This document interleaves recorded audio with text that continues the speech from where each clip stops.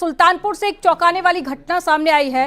कहा जा रहा है कि एक शख्स अपनी पत्नी से खाना मांग रहा था, लेकिन पत्नी ने गुस्से में आकर उसे छत से धक्का दे दिया और बाद में उसकी जान चली गई। आरोपी महिला पुलिस की गिरफ्त में है और मामले की जांच पड़ताल चल रही है। तो वहीं पर बिजनौर में पड़ोसी को दावत ना देना एक शख्स को भारी पड़ गया। अब आरोप है कि पड़ोसी शख्स ने पंडाल में आग लगा दी है। पुलिस के पास भी ये मामला पहुंच गया है। आपको रिपोर्ट दिखाते हैं। खाना मांगा तो दे दिया धक्का, पति की चली गई जान। सुल्तानपुर से बेहद ही चौंकाने वाली घटना सामने आई, जहां दावा है कि एक शख्स और उसकी पत्नी की इतनी अनबन हो गई कि पत्नी ने गुस्से में आकर छत से अपने पति को धक्का दे दिया और छत से गिरने से शख्स दिलशाद की मौत हो गई। पति पत्नी की इस कलह के पीछे खाने को बताया जा रहा है। दावा है कि दिलशाद ने घर में खाना मांगा और इसी बात से विवाद गहरा गया, जिसका ये अंजाम हुआ। रायबरेली बांदा मार्ग के कांशीराम कॉलोनी की ये घटना है। जैसे ही कॉलोनी के दूसरे लोगों को घटना की जानकारी मिली तो हड़कंप मच गया। आनन फानन में दिलशाद के परिजन उसे अस्पताल लेकर गए, लेकिन डॉक्टर उसकी जान नहीं बचा पाए क्योंकि वो पहले ही दम तोड़ चुका था। सूचना मिलने पर पुलिस भी घटनास्थल पर पहुंच चुकी थी। बाद में दिलशाद के शव को पोस्टमार्टम के लिए भेजा गया। पुलिस ने दिलशाद की पत्नी को हिरासत में लिया। वही लड़ाई झगड़ा होता रहा कि मोबाइल में ना बात करो, मोबाइल में ना बात करो, लाइन का दी सब कुछ पकाइन खाइन नहु खाइन महू खाइस। वही मोबाइल के बारे में हर वक्त लड़ाई झगड़ा होता रहा। तो किसने ढकेला? इसी ने ढकेला, हमारी बहू ने। कई बार हमारी बहू ने मार चुकी है। सब मत्था फट गया। इसी सरकारी अस्पताल में टाका लगा हुआ था। मेरे भाई ने बुलाए थे खाना लेने के लिए। उसने देखे, हमने देखा तो मेरी भाभी ने छत पर से वहाँ ठेल दी थी, छज्जे पर से। वहीं दिलशाद की पत्नी का कहना है कि उसके पति ने छत से खुद छलांग लगाई। वो नशे की हालत में घर आया था। छत पे पी के गए, छत पर से कूद के हम घर पे बच्चों को लेके लेटे थे। आपकी सास जो आप पर आरोप लगा रही है क्या है? गलत लगा रही है साहब। 8 साल से दारू पी रहे, 8 साल हो गए मेरे शादी को। 8 साल हम कुछ नहीं किया, आज हम इनके साथ ऐसा हरकत कर लेंगे अपने आदमी के साथ। अब दिलशाद के परिजन उसकी पत्नी पर गंभीर आरोप लगा रहे हैं, तो वहीं उसकी पत्नी खुद को बेकसूर बता रही है। पारिवारिक कलह के इस मामले की फिलहाल पुलिस जांच पड़ताल में जुट गई है। उसकी सास का आरोप है कि सालों से विवाद घर में चल रहा था, क्योंकि उसका किसी और से भी नाजायज संबंध था। हालांकि अपर पुलिस अधीक्षक अखंड प्रताप सिंह ने बताया हर पहलुओं पर जांच की जा रही है। इसमें परिजनों की तरफ से तहरीर मिली है। इसमें सुसंगत धाराओं पे अभियोग पंजीकृत कर लिया गया है और महिला जो है पुलिस की गिरफ्त में है। बिजनौर के मोहल्ला सराय रजब अली में एक शख्स ने अपने घर पर खाने का कार्यक्रम रखा हुआ था। पंडाल सजाया गया था। कार्यक्रम के लिए दोस्तों और नातेदारों को भी निमंत्रण दिया गया, लेकिन दावत में पड़ोसी को ना बुलाना उससे बहुत महंगा पड़ गया। आरोप है कि पड़ोसी शख्स दावत में न बुलाने को लेकर इतना नाराज हुआ कि उसने टेंट में आग लगा दी। यहाँ पर प्लास्टिक की कुर्सी भी चली हुई है। तोड़फोड़ करने का भी आरोप है। वहां पर मौजूद लोगों ने तत्परता दिखाई और जल्द ही आग पर काबू पा लिया, नहीं तो घटना बड़ी हो सकती थी। दावा है कि जब पड़ोसी शख्स से उसकी इस हरकत के बारे में पूछा गया तो उसने गालियां दी। उसने अपने लोगों के साथ मिलकर मारपीट भी की। नेहटोर थाना क्षेत्र की यह घटना है। सराय रजब अली इलाके में अजमल हुसैन अपने परिवार के साथ रहता है। उसने अपने घर पर दावत का कार्यक्रम रखा था। आग डाली गई, सामने न बंदा खाना खाने के लिए जो पंडाल लगाया हुआ था, उसमें जो है उन लोगों ने आग डाल दी। उसमें आग लगी, कुर्सी जल गई, सब जल गया। हम उनको खाने बोलने के लिए गए तो उन्होंने गाली वाली दे दी। सुबह से हमारे ऊपर हाथ छोड़ दिया, तो धोएदार चीज से हमला किया हमारे ऊपर। ये चोट लगी पैर से और गोबर उठाने की वो धार चीज थी, वो लगी, वो लगी स्टील की। बहुत ज्यादा मौलाना थे, रमजान में उनके ऊपर हाथ छोड़ा इन लोगों ने। इसके बाद अजमल हुसैन ने आरोपी शख्स के खिलाफ पुलिस में तहरीर दी। अजमल ने जो बताया उससे पुलिस भी हैरान रह गई। उसके खिलाफ सख्त कार्रवाई की मांग की है। फिलहाल पुलिस मामले की जांच पड़ताल कर रही है। न्यूज़ 18 के लिए सुल्तानपुर से अजीत गिरी के साथ बिजनौर से शिवम शर्मा की रिपोर्ट।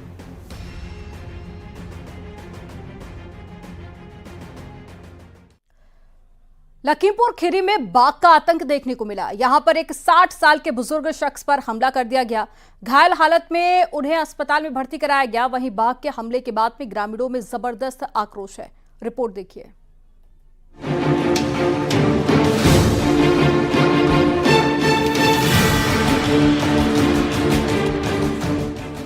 वन विभाग और पुलिस के सामने ग्रामीण बेहद आक्रोशित दिख रहे हैं। इतना ही नहीं, ग्रामीणों ने रास्ता भी जाम कर दिया।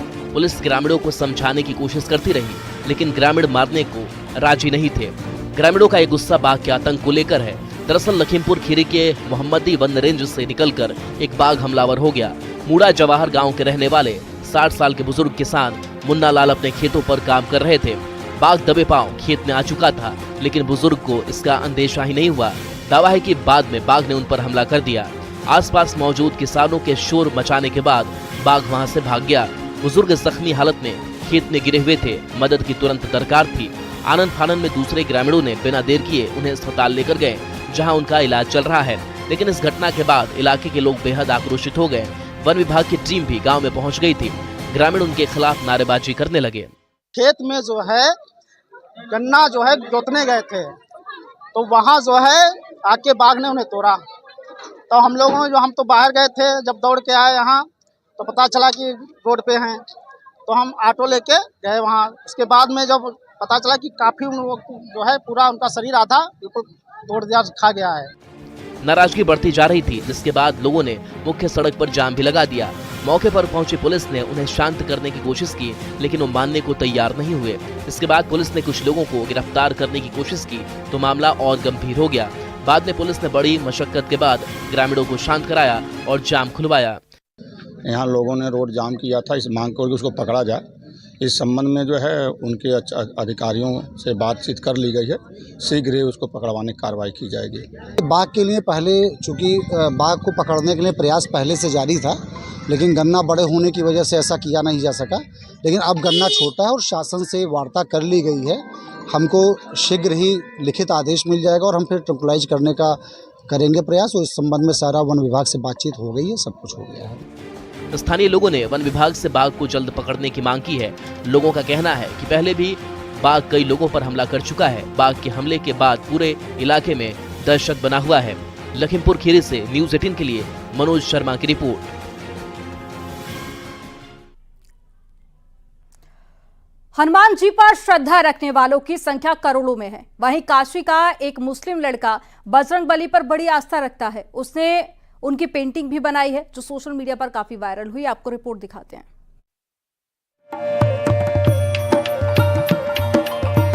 देश भर में हनुमान जन्मोत्सव धूमधाम से मनाया गया। बजरंगबली पर आस्था रखने वाले श्रद्धालुओं की संख्या करोड़ों में है, लेकिन दूसरे धर्म के कई लोग भी उन पर श्रद्धा का भाव रखते हैं। काशी के रहने वाले रिजवान भी हनुमान जी को बहुत मानते हैं। उनकी भक्ति मन के साथ साथ कैनवास पर भी दिखाई देती है। रिजवान ने हनुमान जी की एक से बढ़कर एक मनमोहक पेंटिंग्स बनाई हैं, जिनमें गजब का आकर्षण है। रिजवान मजहब के बंधनों को तोड़ते हुए संकट मोचक हनुमान की खूबसूरत पेंटिंग तैयार करते हैं। पिछले 5 सालों में वो न जाने बजरंग बली की कितनी तस्वीरें बना चुके हैं। रिजवान की इस कला को निखारने में उनकी टीचर का बहुत बड़ा योगदान है। वाराणसी के लालपुर का रहने वाला रिजवान कक्षा 11वीं का छात्र है। वो अपनी पेंटिंग एग्जीबिशन में भी लगाता आया है, जहाँ लोगों ने भी उसके काम को सराहा है। फूल से हनुमान जी की पोर्ट्रेट बनाई है और उनके माथे को तिलक को मैंने चावल से दर्शाया हुआ है, जो कि काफ़ी अच्छा लग रहा है देखने में। तो कितने सालों से ये पेंटिंग बना रहे हो? अभी पिछले साल क्या संकट मोचन में भी एग्जीबिशन लगा चुके हो और जी, क्या लगाए थे? जी बिल्कुल, इसके पहले भी मैंने सन 2024 में संकट मोचन के एग्जीबिशन में हनुमान जी की पेंटिंग लगाई थी। रिजवान सिर्फ पेंटिंग ही नहीं बल्कि हनुमान चालीसा का भी पाठ करता है, जो उसे पूरी तरह याद है। जय हनुमान ज्ञान गुण सागर, जय कपीस तिहुलोक उजागर, रामदूत अतुलित बलिधामा, अंजनी पुत्र पवन सुतनामा, महावीर विक्रम बजरंगी, कुमति निवार सुमति के संगी, कंचन बरन विराज सुबेसा, कानन कुंडल कुंचित केसा, हाथ ब्रज और ध्वजा विराजे, काने मुँह सने ओसाजे। तो इस तरह रिजवान जहां बजरंग बली की भक्ति में लीन होकर अपनी कला का जादू बिखेर रहा है, तो उसकी ख्वाहिश है कि वो हनुमान जी की एक पेंटिंग पीएम मोदी को भी भेंट करे। वाराणसी से न्यूज़ 18 के लिए उपेंद्र द्विवेदी की रिपोर्ट।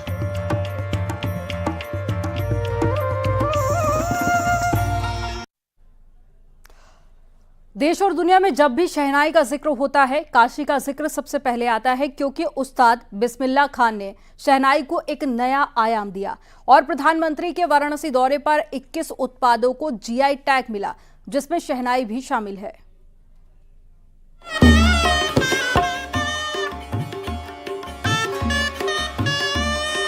धर्मनगरी काशी में संगीत रचा बसा है।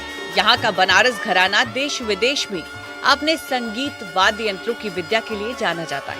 काशी में इन वाद्य यंत्रों में खास शहनाई को भी तैयार किया गया है, जिसे अब और बड़ी पहचान मिली है। पीएम मोदी ने अपने काशी दौरे में यहाँ बनने वाली शहनाई को जीआई टैग सर्टिफिकेट दिया, जिसके बाद अब से यहाँ उत्पादन जियोग्राफिकल इंडिकेशन यानी कि जीआई के रूप में भी जाना जाएगा।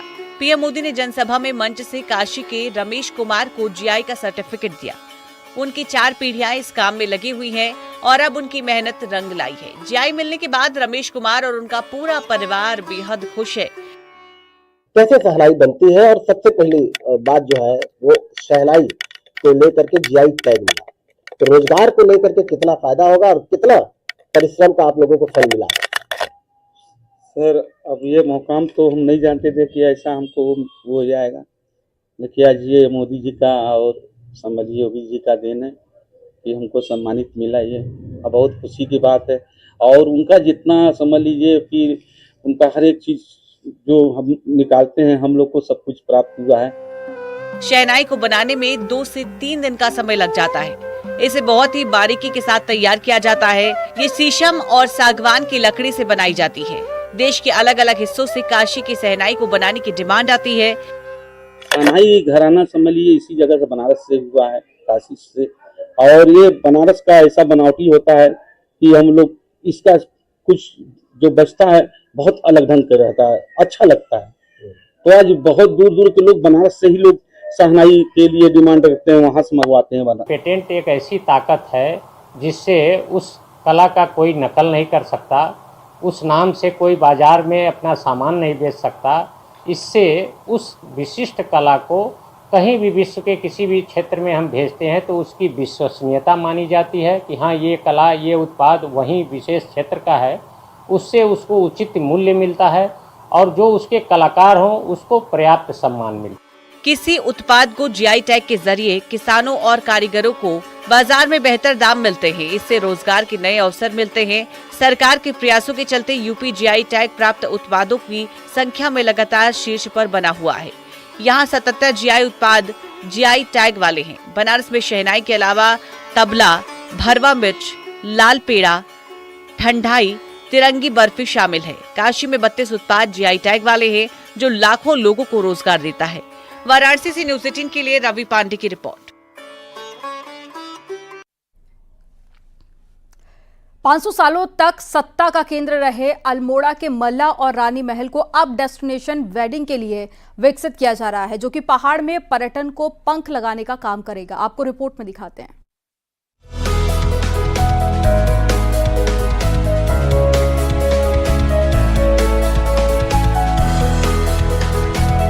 अल्मोड़ा के 500 साल पुराने मल्ला और रानी महल को डेस्टिनेशन वेडिंग के रूप में विकसित किया जा रहा है, जिसकी तैयारी पर्यटन विभाग के साथ ही दूसरे विभाग बड़े जोर शोर से कर रहे हैं, ताकि मल्ला महल में डेस्टिनेशन वेडिंग के लिए पहाड़ की सुंदर और मनमोहक वादियों में अपनी शादी को यादगार बनाने के लिए देश के कोने कोने से कपल्स अल्मोड़ा का रुख कर सकें। मल्ला महल का जो कार्य है वो अभी लगभग 95% पूरे हो गए हैं। केएमवीएन कुमाऊं मंडल विकास निगम द्वारा इसका जल्द ही हैंडओवर की कार्रवाई की जाएगी। तदुपरांत जो है जिला पर्यटन विकास समिति जो अल्मोड़ा में है समिति, उसके माध्यम से हम लोग इसमें एक विवाह कार्यस्थल वेडिंग डेस्टिनेशन के तौर पे इसको प्रमोट करने के लिए प्रस्तावित कर रहे हैं। 15वीं शताब्दी में राजा रुद्रचंद के बनवाए गए मल्ला और रानी महल कभी चंद राजाओं के गौरवशाली इतिहास तो कभी अंग्रेजों की गुलामी का गवाह रहा और 1815 में अंग्रेजों ने मल्ला महल में अपनी कमिश्नरी बनाई। आजादी के बाद महल में अब तक चलने वाले कार्यालयों को नए कलेक्ट्रेट में शिफ्ट कर दिया गया है।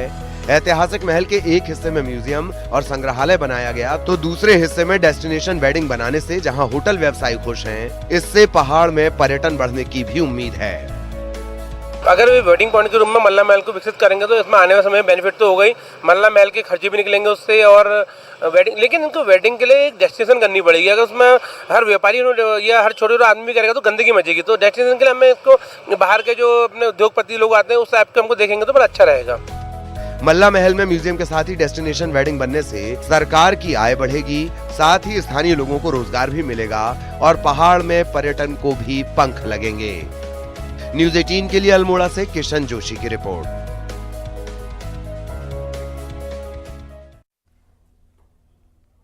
मध्य प्रदेश के दमोह में डॉक्टर डेथ की कहानी सामने आई। सब हैरान रह गए, आखिर ऐसे कितने फर्जी डॉक्टर हैं जो मरीजों की जान से खिलवाड़ कर रहे हैं। अब डॉक्टर डेथ की मौत के गेम के बाद में शुरू हुआ है एक्शन। आपको रिपोर्ट दिखाते हैं।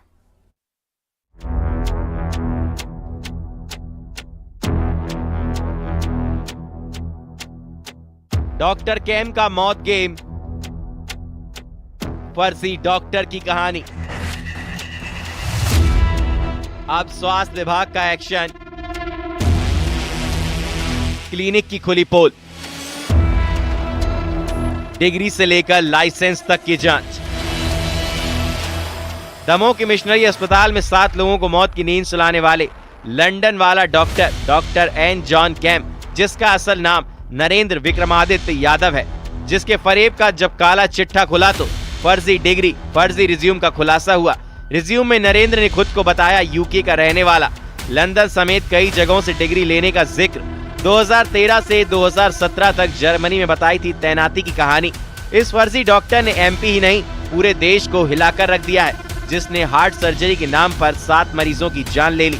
इस खुलासे के बाद तो एमपी में हड़कंप मचा हुआ है। दमोह के डॉक्टर डेथ के बाद स्वास्थ्य विभाग अब एक्शन मोड में आ गया है। क्लिनिक की जांच की जा रही है, अस्पतालों की पड़ताल की जा रही है। कहीं ऐसा ही कोई डॉक्टर डेथ मरीजों को धोखा तो नहीं दे रहा हो। दमोह में फर्जी डॉक्टर का मामला सामने आने के बाद अब पूरे प्रदेश में स्वास्थ्य विभाग अलर्ट हो गया है।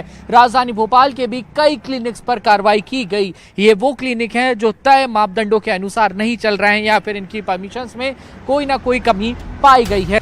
स्वास्थ्य विभाग ने अब कमर कस ली है। मुख्य चिकित्सा स्वास्थ्य अधिकारी भोपाल के निर्देश पर स्वास्थ्य विभाग की टीम ने जिले में संचालित क्लिनिक्स की जांच की, जिसमें कई क्लिनिक में गड़बड़ियां मिली। जांच में ये बात सामने आई कि मध्य प्रदेश उपचार गृह एवं रुजोपचार संबंधी स्थापना अधिनियम के तहत बिना रजिस्ट्रेशन चल रहे Tathastu dental, skin smile clinic, the aesthetic world, Cosmoderma skin and hair clinic के विरुद्ध कार्रवाई कर इनका संचालन बंद करवाया गया है। इन क्लिनिक में डर्मेटोलॉजिस्ट ही नहीं है, न ही जांच के दौरान जरूरी दस्तावेज ये दिखा पाए। जैसा कि आपको मालूम है कि विगत दिवसों में एक दुर्घटना देखने को मिली थी, जिसमें कुछ हितग्राहियों की मृत्यु हो गई थी, जिसको सरकार ने बहुत गंभीरता से लेते हुए सभी जो भी इस तरह के क्लिनिक्स हैं उनके विरुद्ध कार्रवाई करने के निर्देश जारी किए थे। उसी के तहत हम लोगों ने कल एक सघन कार्यवाही की थी, जिसमें से कुछ ऐसे क्लिनिक्स जिनके पास डर्मेटोलॉजिस्ट अवेलेबल नहीं थे या डर्मेटोलॉजी की डिग्री नहीं थी, इसके बावजूद वो हेयर ट्रांसप्लांट जैसे कार्य कर रहे थे, उनको हम लोगों ने नोटिस जारी करके बंद करवाया है। और साथ में ये हिदायत दी है कि अगर बिना विशेषज्ञता की कोई भी विशेषज्ञता क्लिनिक चलाएगा या विशेषज्ञता अस्पताल चलाएगा या बिना रजिस्ट्रेशन के कोई मेडिकल का व्यवसाय करने की कोशिश करेगा तो निश्चित तौर पर उनके विरुद्ध हम शासन के जो भी नियम हैं उन नियमों के तहत कार्रवाई करेंगे। सीएम डॉक्टर मोहन यादव ने भी गलत चिकित्सीय प्रैक्टिस करने वाले लोगों पर कड़ी कार्रवाई के निर्देश दिए हैं। स्वास्थ्य विभाग अब दमोह कांड के बाद एक्शन मोड में है। Bureau report, news 18।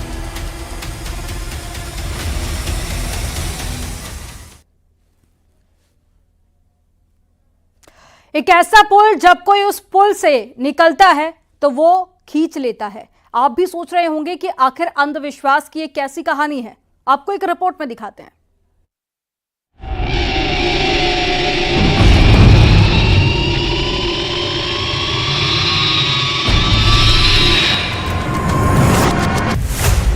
भूतिया पुल। पुल पर भूत खींच लेता है।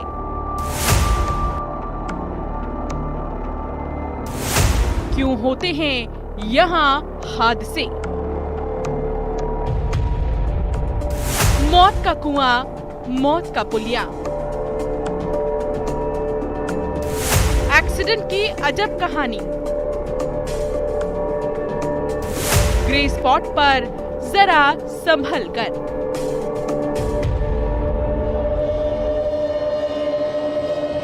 कहते हैं जितने मुंह उतनी बातें। कुछ ऐसी ही कहानी है इस पुल की। क्या यहाँ इस पुल पर भूत है या ये कहें कोई ऐसी शक्ति जो खींच लेती है?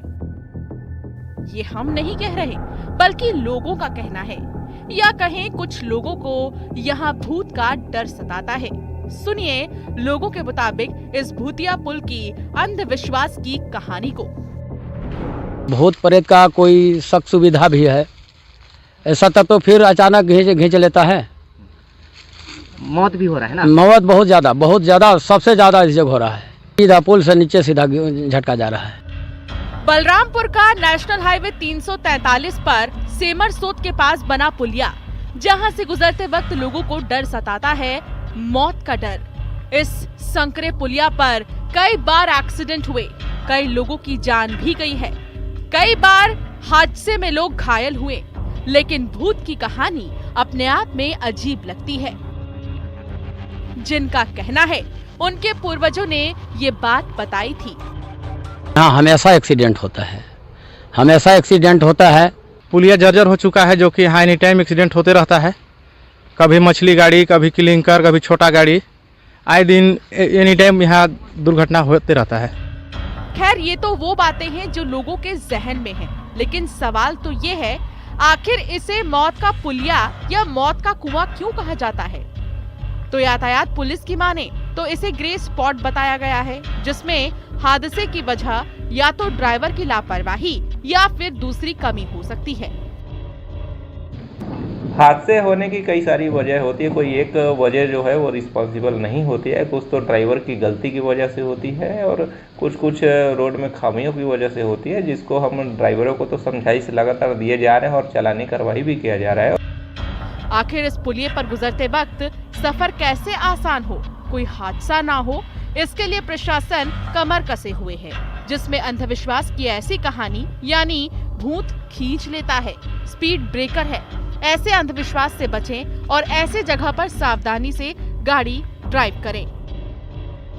बलरामपुर में योगेश गुप्ता के साथ ब्यूरो रिपोर्ट, न्यूज़ 18।